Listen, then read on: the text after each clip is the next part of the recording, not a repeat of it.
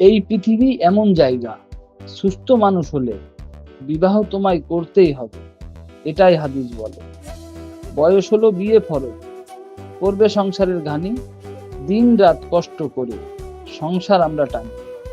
যেতে যেতে সংসারে এলো পুত্র সন্তানের ঢল, বড় হলো বিয়ে দিয়ে, দায়িত্ব হলো পার।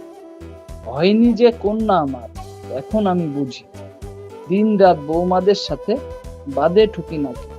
শাশুড়িকে বলি আমি, পরের মেয়েটাকে নিজের মেয়ে মনে করে সংসারে সুখ আসে। অনেক অনেক শাশুড়ি আছে, তাদেরকে বলি, অসুস্থ হলে ওরাই হবে তোমারই চাকরানি। শাশুড়ি তুমি চাইলেই পারো সংসারে সুখ আনতে, আবার চাইলে পারো তুমি সংসারটাও ভাঙতে। ভেঙো না তো আর সংসার, কষ্ট সবাই পাবে, মনে রেখো একদিন তোমায় মরতে ঠিকই হবে।